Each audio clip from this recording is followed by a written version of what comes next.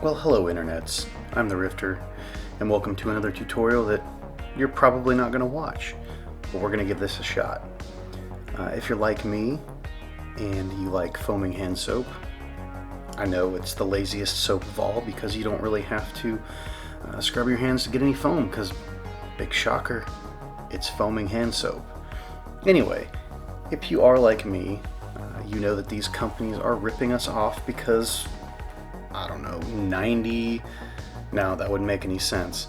About 75% of this product is just pure water with a little soap in it. So 25% soap, 75% water.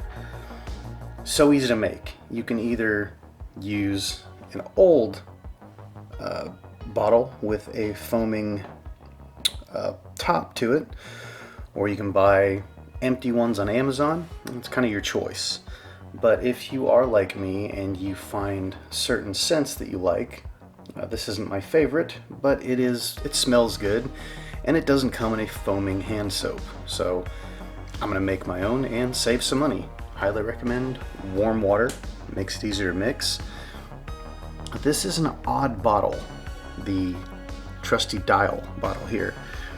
I say 25% of soap needs to go in this bottle. Well, it's not going to look like 25%, but this bottle is wider at the bottom, so it holds more. So I'm not going to put as much.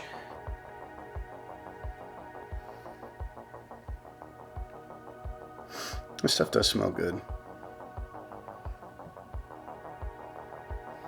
That's pretty close to 25% for that bottle. And here's the cool thing. If you guys do like making your own foaming hand soap, I've used that much of the bottle. I'm not good at math, obviously, but you've used that much of the bottle, and I mean, you can make this potentially last 6 months, 7 months, a year.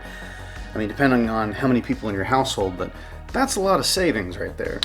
And I know I sound like an old man, and I know I am an old man, but just bear with me. Just fill it up the rest of the way with the warm water. You can already see it mixing a little bit.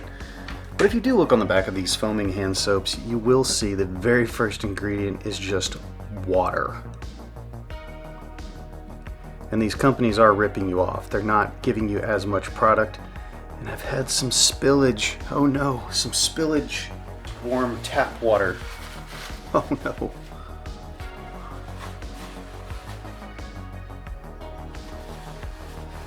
These are amazing countertops that my wife worked very hard on, so I'm not trying to leave any water spots on them.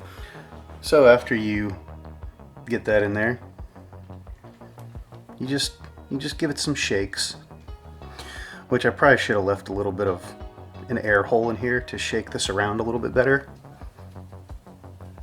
Probably would have been easier. But that's probably good enough. This pump is empty, so it will take a few pumps to prime.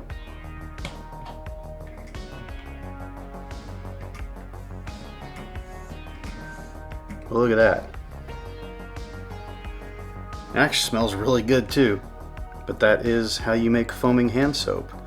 This is also another awesome video because I have over 1,000 subscribers now. 1,012. Didn't even think I'd see this day get here. But if this helped you, like, share, and subscribe. I always like the subscribers. But yeah, keep watching. And again, thank you for watching. Bye. Bye. See you later.